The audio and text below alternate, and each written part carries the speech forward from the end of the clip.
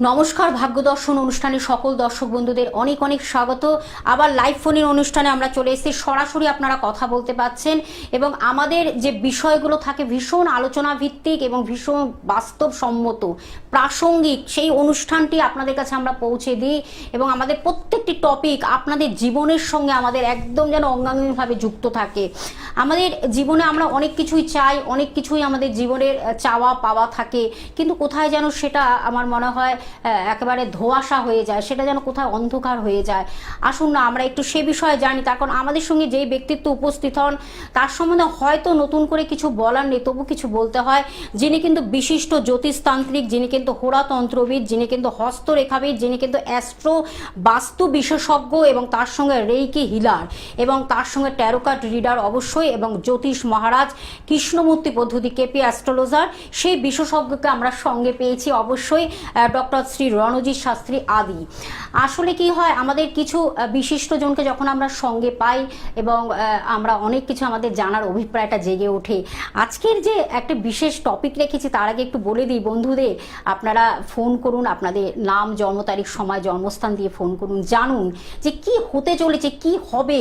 এই যে আমাদের অতীত, বর্তমান, ভবিষ্যৎকে তুলে ধরা, এটাই কিন্তু আমাদের জীবনের একটা অনেকটা আগে থেকে আমরা সেটা বুঝতে পারি, একটা পূর্বাভাস পাই যে আমার জীবনে এই হতে চলেছে, একটা ঝড় আসছে। সেই ঝড়টাকে আপনি কিভাবে রোধ করবেন, সেই ঝড়টাকে কিভাবে আপনি বাধা দেবেন, সেই ঝড়টা থেকে আপনি কিভাবে বেঁচে আসবেন, সেই জন্যই কিন্তু জ্যোতিষ শাস্ত্র। জ্যোতিষ এমনই একটি অর্থনৈতিক শাস্ত্র যার মাধ্যমে আপনি কিন্তু সব কিছু জেনে যেতে পারছেন, পূর্বাভাস পাচ্ছেন। আর আজকে যে আমরা টপিকটি রেখেছি বন্ধুরা, আপনাদের এটা নিয়েও একটা ভীষণ কৌতূহল যে আপনি তো লড়াই করছেন, আপনি তো রোজগার, আর্থিক সঙ্গতি, আপনার পরিবারকে দেখার জন্য আপনি কিন্তু বসে রয়েছেন সারাক্ষণ। কিভাবে কায়িক পরিশ্রম হোক, একটা সুন্দর জায়গায় রোজগারের মাধ্যমে আপনি একটা আর্থিক ডেভেলপমেন্ট আনবেন, একটা ভালো জায়গায় আনবেন। অনেক সময় কি হয়, সেগুলো কোনো কিছুভাবে গুপ্ত শত্রু দ্বারা হয়তো সেটা জায়গাটা একটা জায়গায় ক্লোজ হয়ে যায়, সেই জায়গাটা আর বাড়তে পারে না। কেন? এই যে বন্ধন মুক্ত, এই মুক্ত জায়গা থেকে আমরা কি ফিরে আসতে পারি? কি বলছে হরোস্কোপ, আপনাকে কি বলছে, আপনার জন্মছক কি বলছে, আপনার জীবনের যে এই যে নানান সমস্যাগুলো বারবার আপনাকে ভীষণভাবে আটকে দিচ্ছে, কেন আটকে দিচ্ছে? কোনোভাবে কি আপনার জীবনের শত্রুর দ্বারা আপনি ধ্বংসের জায়গায় চলে যাচ্ছেন? সে বিষয়ে কিন্তু আজকে আমাদের জানার, তখন আমাদের সঙ্গে সেই অভিজ্ঞ ব্যক্তিত্ব, দীর্ঘ বছরের অভিজ্ঞতা সম্পন্ন সেই ব্যক্তিত্ব রয়েছেন। আসুন আমরা সেই জিজ্ঞাসাটি তার কাছে রাখি এবং তিনি কিভাবে আমাদের একটা প্রপার অ্যাডভাইস দেবেন তন্ত্রের দ্বারা, আমাদের কি বলবো, আমাদের জ্যোতিষীয় পরামর্শ দ্বারা, কেপি দ্বারা, কৃষ্ণমূর্তি পদ্ধতি দ্বারা, সব কিছু দিয়েই আমরা আজকে একটু জানবো সেই বিষয়ে। আমাদের সঙ্গে রয়েছেন ডক্টর শ্রী রণজিৎ শাস্ত্রী মহাশয় আদি। আসুন আমরা জেনে নিই। দাদা, প্রথমে স্বাগত আপনাকে অনুষ্ঠানে। নমস্কার। আজকের টপিকটি কিন্তু ভীষণ বাস্তবসম্মত, ভীষণ প্রাসঙ্গিক। তখন আমাদের এই করোনার পর থেকে কিন্তু আমরা ভীষণভাবে একটা ডিপ্রেস জায়গায় চলে গেছি, একটা কি বলবো, একটা টেনশন, একটা সারাক্ষণ আমাদের কিভাবে রোজগার করব, কিভাবে রোজগারটাকে বাড়াবো, কিভাবে রোজগারের একটা সুন্দর জায়গা তৈরি করব, সেটা যেন কোথায় যেন হারিয়ে গেছে। সেই জায়গা থেকে আপনি তুলে এনেছেন বহু বহু মানুষকে। আমরা সে বিষয়ে আজকে জানবো যে এই যে অনেক সময় আমরা শুনি যে গুপ্ত শত্রু দ্বারা সে একেবারে পর্যবসিত, কিন্তু কি করা যায়, জন্মছক কি বলছে বা আপনাদের কি পরামর্শ? অ্যাকচুয়ালি ব্যাপারটা যেটা বলছেন আপনি, যে গুপ্ত শত্রু তো মানুষের জীবনে কম বেশি সবারই থাকে, কিন্তু এই যে বলছেন যে রোজগার খুব ইম্পর্টেন্ট। ব্যবসাটা অ্যাকচুয়ালি ব্যবসার ক্ষেত্রে, ব্যবসায়ী মানুষের ক্ষেত্রে বা যারা একটা সাধারণ চাকরি করে, হ্যাঁ, বেসরকারি সংস্থায় চাকরি করে বা সরকারি সংস্থায় চাকরি করুক, যেখানেই করুক না, চাকরি ক্ষেত্রে গুপ্ত শত্রু, সরকারি সংস্থা হলেও সেক্ষেত্রেও দেখা যায় যে গুপ্ত শত্রুতা রয়েছে। ওনার যেন ডিমোশন হয়ে যায়, ওনাকে যেন চার্জশিট দেওয়া হয়, ওনাকে যেন শোকজ করা হয়। সরকারি সংস্থা ছোট ছোট ছোট ছোট ভুলগুলোতে কিন্তু একটা মারাত্মক পরিমাণ ক্ষতি হয় এমপ্লয়ীদের। আর বেসরকারি সংস্থা হলো কি, পিছনে লেগে এমন একটা জায়গা করলো, তাদের জন্য তো রয়েছে এইচআর একটা পজিশন রয়েছে। কারণ আমি এইগুলো লিড করে এসেছি, এই জায়গাগুলো ক্লায়েন্টগুলোকে আমি লিড করে এসেছি, তাদের এইচআর তাদেরকে ডাকলো, বলা হলো যে টার্মিনেশন লেটার, তোমাদের তো 3 মাস আগে একটা লেটার দিতে হয়, সুতরাং তোমরা একটা তোমাদের রেজিগনেশন লেটার দিয়ে দাও, নাহলে আমরা যদি তোমাদেরকে কোম্পানি থেকে ছাঁটাই করে দিই তাহলে সেক্ষেত্রে, অর্থাৎ একটা ছেলের লোনস, ইএমআই সবকিছু গুপ্ত শত্রুর একটা মার প্যাচে পড়ে চলে গেল। আর ব্যবসাদারদের ক্ষেত্রে কিরকম ভাবে দেখা যায় যে ব্যবসাদারদের ক্ষেত্রে আমার দোকানে বিক্রি হচ্ছে, তোর দোকানে বিক্রিটা তো বেশি হচ্ছে, এ নিজের বিক্রি বৃদ্ধি না করার চেষ্টা করে সে করছে কি, ওর বিক্রিটাকে কি করে বন্ধ করা যায়, যায় সেই চেষ্টাটা করছে, একদম। তাহলে ওর কাস্টমার গুলো আসবে। একদমই। তাহলে এই যে ঘটনাগুলো এগুলো সবই কিন্তু প্রথম জাস্টিফিকেশন জায়গা হচ্ছে আমাদের জন্মছক এবং হাত। জন্মছকে আমাদের ষষ্ঠ ভাব থেকে দেখি আমরা শত্রু, ষষ্ঠ ভাব হচ্ছে আমাদের শত্রু ভাব। এই শত্রু যে ভাবটা সেটা এবার গুপ্ত হবে না প্রকাশ্য হবে, সেটা কিন্তু গ্রহগত কিছু ব্যাপার আছে। এবার আপনার যেহেতু প্রশ্ন যে শত্রু গুপ্তই হতে হবে, প্রকাশ্য শত্রু নিয়ে আলোচনা না, আজকের আলোচনার টপিক হচ্ছে গুপ্ত শত্রু। তাহলে গুপ্ত জিনিসের কারক গ্রহকে কেতু। এই যে কেতু গ্রহ গুপ্ত জিনিসের কারক গ্রহ, তাহলে ষষ্ঠ ভাবের সাথে একাদশ ভাব, দশম ভাব এবং কেতুর একটি কানেকশন যদি কিছুভাবে থাকে, সেটা আপনি সনাতন জ্যোতিষে নক্ষত্র দ্বারা বলুন, দৃষ্টি দ্বারা বলুন, বা কৃষ্ণমূর্তি পদ্ধতিতে সাবলট কানেকশন দ্বারা বলুন, তার সঙ্গে কৃষ্ণমূর্তি পদ্ধতিতে আরেকটা জায়গা ব্যবহার করা হয় সেটা হচ্ছে প্রেক্ষা। অর্থাৎ যে কোনোভাবে ষষ্ঠ যদি দশম একাদশের সাথে আপনার কানেকশন দিয়ে দেয়, হ্যাঁ একটু ফোনে থাকুন, একটু ফোনে থাকুন, ষষ্ঠ ভাব যদি দশম একাদশের সাথে আপনার কানেকশন দিয়ে দেয় বা সপ্তমের সাথে আপনার কানেকশন দিয়ে দেয়, তাহলে সেই গুপ্ত শত্রু দ্বারা সপ্তম হলে আপনার ব্যবসা, দশম হলে আপনার চাকরি জীবন, এবং সেই দশমের সাথে যদি রবি কানেকশন থাকে তাহলে সরকারি চাকরিজীবী মানুষের জীবন বরবাদ হবে, হবেই বরবাদ। এটা বেসিক একটা থিওরি যেটা আপনি কপালে নিয়ে জন্মেছেন, এর বিচারটা আগে করতে হবে। তারপর তো তন্ত্র নিয়মের ব্যাখ্যা আছেই যে গুপ্ত শত্রুকে কি করে দমন করতে হয়, সেটাই আমি আসছি। তার আগে কেউ একজন বন্ধু ফোনের মধ্যে রয়েছে, একটু দেখে নিই। গুরুত্বপূর্ণ একটি টপিক নিয়ে আমরা আজকে আপনাদের বন্ধুদের কাছে রয়েছি। অবশ্যই দাদা কিন্তু সুন্দরভাবে সেটা অ্যানালিসিস করে দিচ্ছেন, ব্যক্ত করছেন, ব্যাখ্যা করছেন, এটাও কিন্তু ভীষণ ইম্পর্টেন্ট। আপনারা সেটা জানতে হবে, আমি বললে হবে না, জানতে হবে ব্যাপারটা কি। জ্যোতিষটা তো সমুদ্রের মতো, যেটাকে ছোঁয়া যায় না। এইটাকে তার থেকে আমরা সামান্য যে জ্ঞানটাকে অর্জন করতে পেরেছি, সেই জন্য আজ টিভির অনুষ্ঠানে প্রকাশ্যে খুব জোর গলায় কথা বলছি। সোশ্যাল মিডিয়ার ফোনের মধ্যে বকা আর টিভির অনুষ্ঠানে জনসাধারণকে সামনে উপস্থিত হওয়ার মধ্যে আকাশ পাতাল পার্থক্য আছে। যে জানবে সে টিভি ক্যামেরার সামনে কথা বলতে পারে, সোশ্যাল মিডিয়াতে তো একটা বাচ্চা ছেলেকে দিলে সেও বকে দেবে। সুতরাং জ্ঞানী তাদেরকেই আমি মনে করি যিনি সঠিকভাবে ব্যাখ্যা করতে পারেন গুপ্ত শত্রুটা কোথা থেকে আসে, শত্রু গুপ্ত কেন বলছি, প্রকাশ্য কেন বলছি না, সেই ব্যাখ্যাগুলোই আমার অনুষ্ঠানের মূল বিষয়বস্তু। একদম, আমরা অবশ্যই জানবো সেই বিষয়ে। একজন বন্ধু রয়েছেন, নমস্কার, কে আছেন সঙ্গে? হ্যাঁ নমস্কার, আমি আমার মেয়ে নিয়ে জানতে চাই। কোথা থেকে বলছেন দিদি ভাই, ফোন করছেন? আচ্ছা বলুন এবার, মেয়ের নাম, জন্ম তারিখ, সময়, জন্মস্থান। হ্যাঁ, আমার মেয়ের নাম হচ্ছে সঞ্চিতা ভট্টাচার্য। বলুন জন্ম তারিখ দিন। বলুন। 9/9/11 ভোর 4:02 কলকাতা। 9/11 ভোর 4:02 কলকাতা। আচ্ছা, কি বিষয় আজকে জানবেন দিদি ভাই? ভোর 4:02। এক মিনিট বলে দিচ্ছি। আচ্ছা আচ্ছা, সব বলে মানে অবস্থাটাই জানতে চেয়েছেন, তাই তো? মেয়ের জন্মবার ছিল শুক্রবার, মকর রাশি, সিংহ লগ্ন। এই মকর রাশি লগ্নের কানেকশনটা খুব একটা কিন্তু ভালো নয়, কারণ মকর রাশির অধিপতি শনি আর সিংহ লগ্নের মালিক হচ্ছে রবি। অর্থাৎ মেয়ে কিন্তু মাঝে মাঝেই মানসিক দিক থেকে, এখন এত বাচ্চা বয়স এগুলো বুঝতে পারবেন না, এরা কিন্তু ডিপ্রেশনে বেশি যায়, যেহেতু লগ্নের সঙ্গে রাশির কোনো কম্বিনেশনে মিল হয় না। তার মধ্যে রাহুটা খুব নিচস্থ যাচ্ছে, রাহু নিচস্থ থাকলে কিন্তু জেদ প্রচন্ড হবে। লগ্নের মধ্যে রবি মঙ্গল, এই লগ্নের মধ্যে রবি বুধ শুক্র একসাথে, রবি আর শুক্র তো একটি দারিদ্র যোগের তৈরি করেই, সে লগ্নে বসে আছে দ্বিতীয়। এখন প্রথম দরকার সেটা পড়াশোনা, 1 2 3 4, চতুর্থে রাহু নিচস্থ, চতুর্থপতি কোথায় বসে রয়েছে, চতুর্থপতি একাদশে বসে রয়েছে, সেও আবার বুধের ক্ষেত্রে অমিত্রকারক জায়গায় বসে রয়েছে। অর্থাৎ বিদ্যা বুদ্ধিতে আপনার মেয়ের বুদ্ধি থাকলেও চতুর্থে রাহু তো চালাকি করার চেষ্টা করবে। বুদ্ধি দিয়ে কিন্তু মহৎ কাজ হয় না, চালাকি দ্বারা ও জীবনে এগোনোর চেষ্টা করবে, সেখানেই হারবে, বারবার ধরে হারবে। পড়াশোনার ক্ষেত্রে প্রবল পরিমাণ বাধা থাকবে, আপনার শরীর স্বাস্থ্য ভালো যাবে না। রাহু নিচস্থ অবস্থায় চতুর্থে রয়েছে, ব্যথা বুদ্ধিতে কষ্ট পাবে, হঠাৎ পড়ে গিয়ে আপনার পায়ের নিচের অংশ কিংবা কোমরের দিকে আঘাত লাগতে পারে, সে বিষয়ে একটু সচেতন থাকবেন। আপনার লাগবে, আঘাত লাগবে, পায়ের নিচের অংশ এবং কোমরের দিকে আঘাত লাগবে।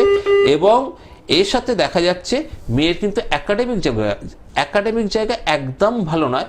আপনার বাড়িতে সব থেকে বড় গন্ডগোলে যে জায়গাটা হয়েছে সেটা নৈঋত কোণ। অর্থাৎ আপনি দেখবেন দক্ষিণ পশ্চিম কোণের দিকে হয় জলের লাইন কিংবা ওয়াটারি কোনো কানেকশন কিংবা ওখানে ড্রেনেজ কোনো ব্যবস্থা এমন কিছু রয়েছে যার জন্য আপনার বাড়ির ঊর্জা শক্তিকে নষ্ট করে দিচ্ছে এবং মেয়ের মানসিক জায়গাটা ডেভেলপমেন্ট করতে দিচ্ছে না। নৈঋত কোণে আপনার বাড়ির ডিস্টার্ব আছে, ঠিক আছে? ওই ডিস্টার্বটা ঠিক করে ফেললে তারপরে গেলে ঠিক হয়ে যাবে না? হ্যাঁ, আরেকবার বলুন।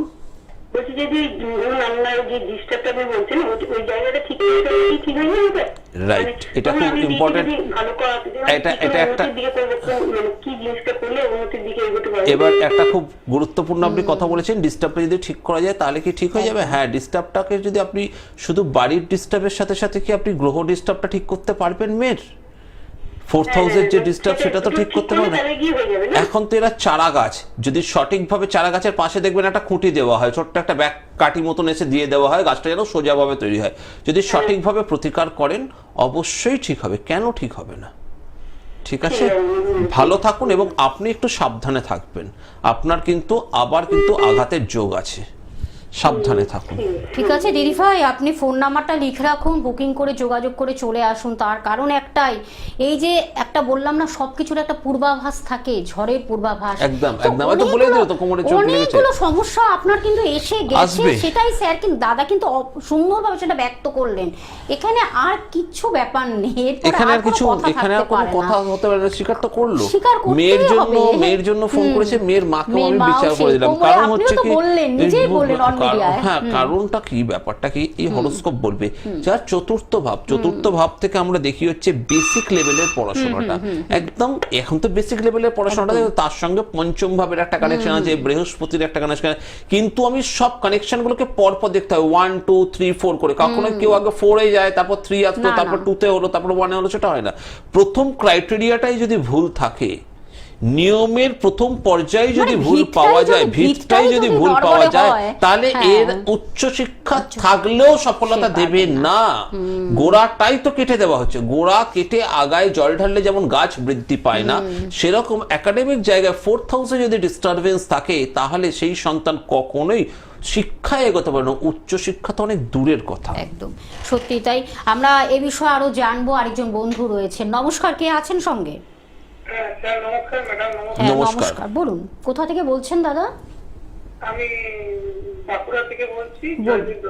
কার বিষয়ে জানবেন? আমি নিজের বলুন আপনার জন্ম তারিখ, নাম, জন্ম তারিখ, সময়, জন্মস্থান।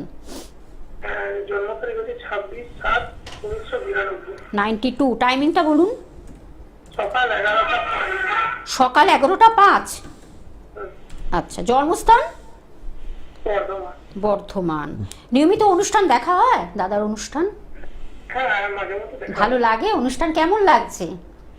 হ্যাঁ স্যার, ভালো লাগে অনুষ্ঠান। আচ্ছা আচ্ছা, আজকে কি বিষয় জানবেন? আচ্ছা, একটু দেখে নিচ্ছি, আমি দেখি বলতে পারা যায় কিনা। আচ্ছা, জন্মবার ছিল রবিবার, তাই তো? আচ্ছা, বৃষ রাশি, তুলা লগ্ন, তাই তো?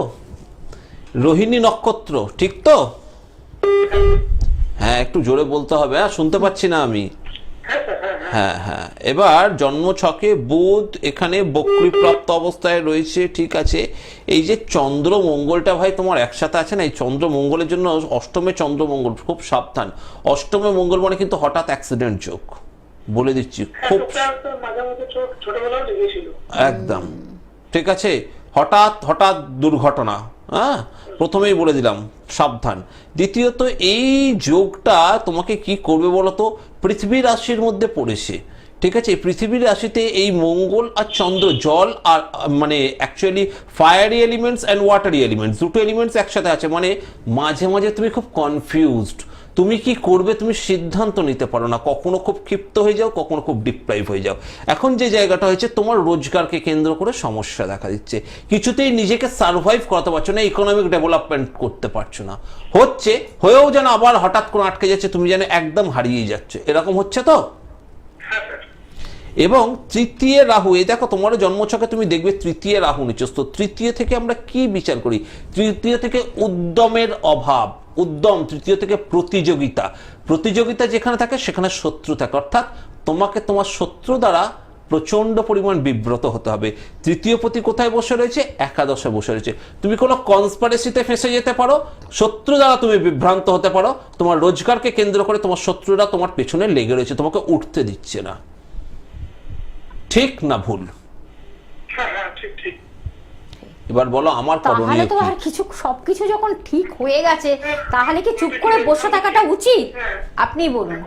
এক্সাম দিচ্ছি, এখনো সাফল্য পাইনি। পাবে না। আমার কি কোনো সাফল্য আছে? এবার বলি সফলতার কেন পথে বাধা সেটা একটুখানি বলি। একাদশপতি বসে রয়েছে একাদশের তার দ্বাদশ ভাবে, অর্থাৎ এইটাই যে জায়গাটা তুমি দেখবে তোমার জন্মছকে রবি আর শুক্র একসাথে রয়েছে কর্কট রাশির ঘরে বসে। কর্কট হচ্ছে কি জলরাশি, আবার জলরাশিতে বসে রয়েছে কি রবি স্বয়ং নিজে বসে রয়েছে, অগ্নিকারক গ্রহ সে বসে রয়েছে জলরাশিতে। অর্থাৎ যে যশ, রবি আমাদের যশের কারক গ্রহ, রবি আমাদের সরকারি চাকরির কারক গ্রহ, রবি আমাদের ইমেজের কারক গ্রহ, সেই জায়গাটা ডাউন করে দিচ্ছে। আর বৃহস্পতি গ্রহের মধ্যে, সমস্ত নবগ্রহের মধ্যে বৃহস্পতিকে সর্বোত্তম, বড়, বৃহৎ এবং সবথেকে ভারী গ্রহ হিসেবে ধরা হয়েছে। বৃহস্পতি যে ভাবটায় থাকে সেই ভাবটাকে বসিয়ে দেয়, ঠিক আছে? এটা মাথায় রাখতে হবে। শনির দৃষ্টি করে ধ্বংস, বৃহস্পতি করে বসিয়ে দেয় ভাবটাকে। বৃহস্পতি তোমার বসে রয়েছে কোন ঘরে? একাদশ ঘরে বসে রয়েছে, অর্থাৎ একাদশ ভাবটাকে তোমার বসিয়ে দিয়েছে। কিছুতেই যেন তুমি কোনো কুল কিনারা করে উঠতে পারছো না রোজগারকে কেন্দ্র করে, চারিদিকে যাচ্ছ, চারিদিকেই আটকে যাচ্ছে, এরকম হচ্ছে তো? এই জায়গাটা বাবা তোমার বসিয়ে দিয়েছে। আমি যে তথ্য দিয়েছি তুমি খুঁজে দেখে নেও, এরকম তথ্য চট করে কেউ দিতে পারবে বলে মনে হয় না।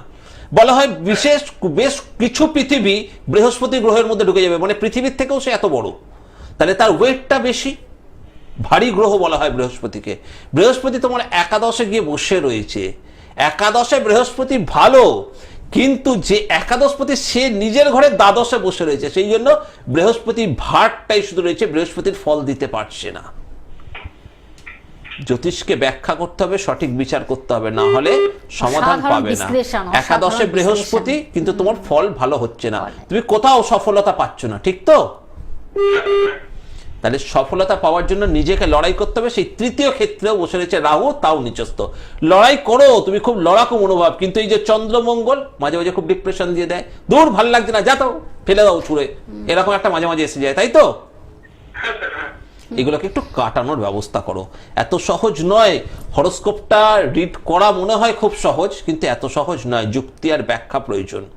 আমি ব্যাখ্যা দিয়ে বিচার করালাম, যিনি ব্যাখ্যা দিয়ে তোমাকে বোঝাতে পারবেন আমার মতন, তার কাছে তুমি যাও। আমার কি সাফল্য আছে না নেই? বৃহস্পতির জন্য তোমার সাফল্য হবে না, দেবে না। পেয়েছো কি সাফল্য এখনো অবধি? আগে সেটা বলো। লাইভে বলছো, জোর গলায় বলছি আমি, সাফল্য পেয়েছো জীবনে? না, এখনো পাইনি। পাবে না, পাবে না। প্রচুর লড়াই করছো তুমি, তবুও পাচ্ছ না। এটা পাওয়ার রাস্তা, সঠিকভাবে প্রতিকার, ঠিক আছে? ঠিক আছে ভাই, অবশ্যই পাবে, অবশ্যই পাবে। সেই চ্যালেঞ্জ নিয়ে আমাদের এই অনুষ্ঠান আপনাদের কাছে আমরা পৌঁছে দিই।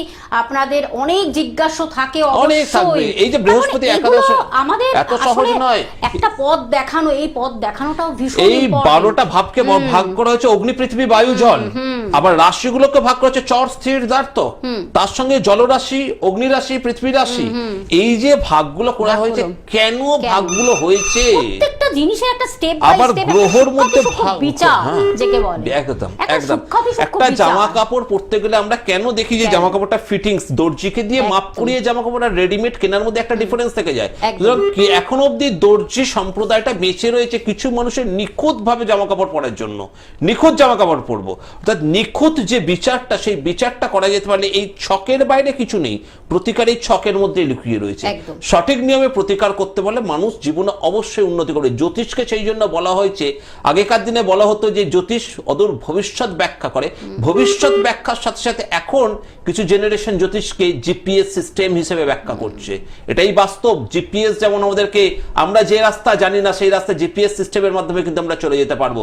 জিপিএস আগে থাকতে রাস্তাটা দেখা দেয়, জ্যোতিষও সেই জিপিএস এর কাজটা করছে। সেই জিপিএসটাকে মাধ্যমে কাজে লাগান, অবশ্যই কিন্তু কেরিয়ারে দাঁড়াতে পারবে। একদম। আমি তার আগে অবশ্যই আমি একটু চেম্বারটা বলে দিচ্ছি, বুকিং নাম্বারটা জানিয়ে দিচ্ছি, চেম্বারগুলো জানিয়ে দিচ্ছি। কলকাতাতে আপনারা দাদাকে পাচ্ছেন, বর্ধমানে পাচ্ছেন, দুর্গাপুরে পাচ্ছেন, আসানসোলে পাচ্ছেন, পুরুলিয়াতে পাচ্ছেন, সিউড়িতে পাচ্ছেন, মেদিনীপুরে বন্ধুরা পাচ্ছেন, কৃষ্ণনগরে, নদিয়া কৃষ্ণনগরেও পেয়ে যাচ্ছেন, মালদহে পাচ্ছেন, শিলিগুড়িতে পাচ্ছেন, উত্তরবঙ্গের মধ্যে কোচবিহারে পেয়ে যাচ্ছেন।